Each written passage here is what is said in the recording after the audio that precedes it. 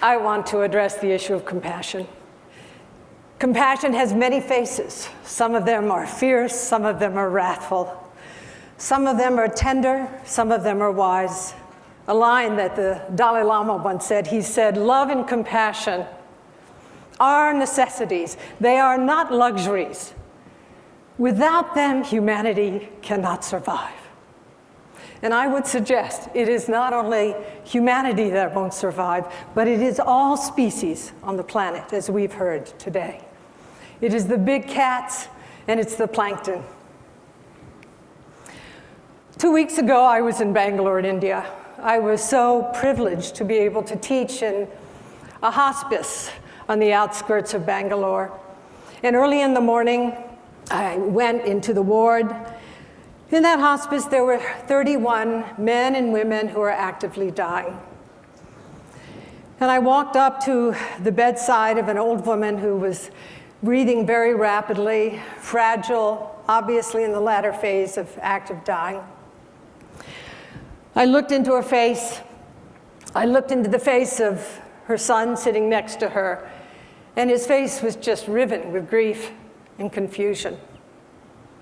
And I remembered a line from the Mahabharata, the great Indian epic.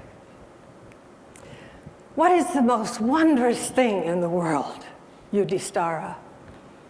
And Yudhishthira replied, "The most wondrous thing in the world is that all around us, people can be dying, and we don't realize it can happen to us."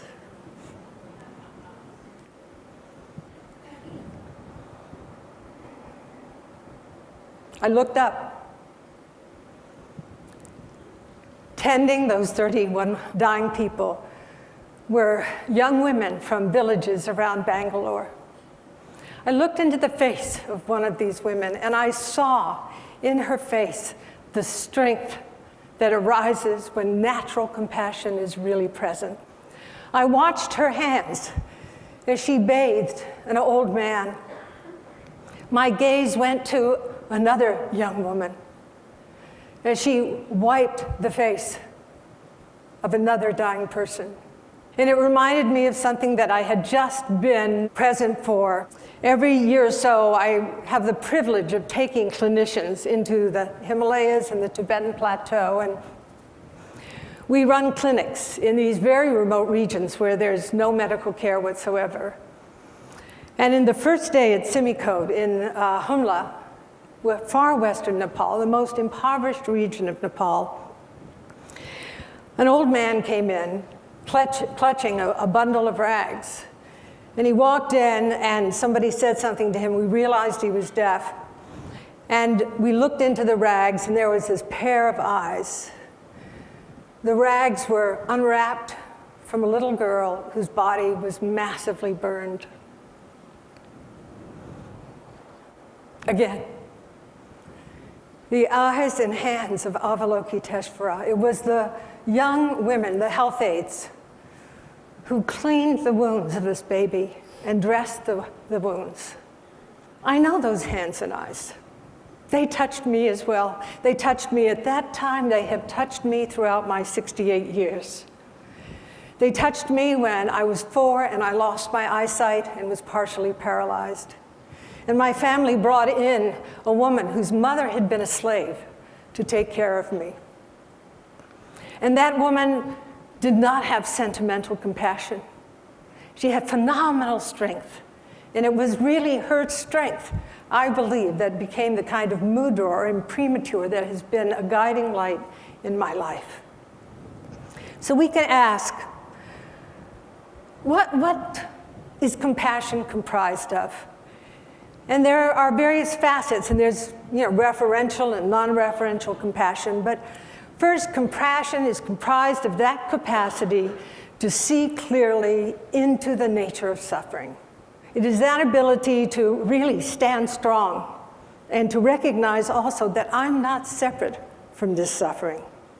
But that is not enough, because compassion, which activates the motor cortex, means that we aspire We actually aspire to transform suffering. And if we're so blessed, we engage in activities that transform suffering. But compassion has another component, and that component is really essential. That component is that we cannot be attached to outcome.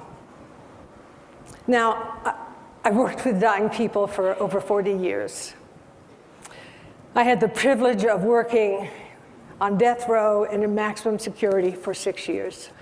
And I realized so clearly in bringing my own life experience from working with dying people and training caregivers that any attachment to outcome would distort deeply my own capacity to be fully present to the whole catastrophe.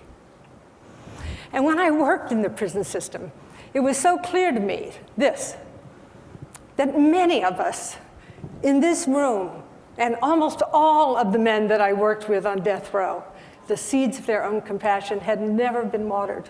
That compassion is actually an inherent human quality. It is there within every human being. But the conditions for compassion to be activated, to be aroused, are particular conditions.